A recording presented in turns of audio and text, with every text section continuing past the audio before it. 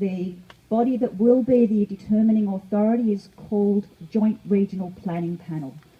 And there are 5 members on that panel. 3 are state appointed by the state, and 2 are appointed by council.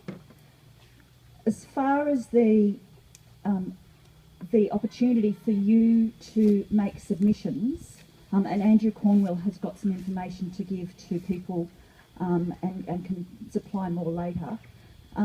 There is the opportunity now, as has been mentioned, for submissions, and the close of that at the moment is the 15th of January, although if people here would like to see that extended for a couple of weeks, I'm sure that councillors would be quite happy to ask for an extension of time. That would probably be for another couple of weeks. There will be another opportunity for people to have a say. I'll just go back to the process for a minute. So there is a council officer within council whose job it is to assess this DA, and what that person has to do is send out referrals to a whole heap of organisations, including internal sections of council, asking for comment on things that might need to be changed, things that might need to be improved. There's certainly going to be a referral, or there has been a referral to the Mine Subsidence Board, and that council officer will actually put a report to the Joint Regional Planning Panel in probably at least 6 months' time.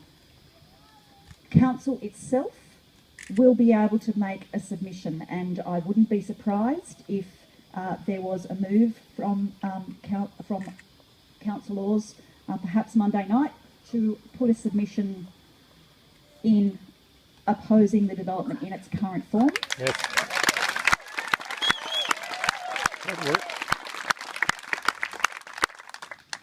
And what we will need to do is we will need to allocate a council officer to put that submission together, and it will need to be done on a whole heap of technical terms under the Land and Environment, under the Environmental and Planning Assessment Act. So it will look like a very bureaucratic, wordy document, but it will be on the basis of things that we know are likely to be valid points of objection on the DA. So there will be that submission made to the Joint Regional Planning Panel. Now, when it comes to the Joint Regional Planning Panel, you will also have the opportunity to make submissions directly to the Joint Regional Planning Panel. So you'll be able to see the recommendation from the council's officer in relation to whether it should be approved or rejected in its current form, whether it needs to be amended, etc. You'll be able to see the recommendation, and you'll be able to make submissions directly to the Joint Regional Planning Panel on that recommendation. And you will also be able to address the Joint Regional Planning Panel directly. And there is no limit as to the number of people who can address a Joint Regional Planning Panel meeting. And there have been Joint Regional Planning Panel meetings where there have been numerous people addressing various different aspects of a development. So as well as the time that you currently have to make submissions to council until what is currently the 15th of January, there will be a considerable amount of time before the decision is made where you will be able to make further submissions to the organisation or body that actually makes the final decision. I'm happy to be part of the Q&A later.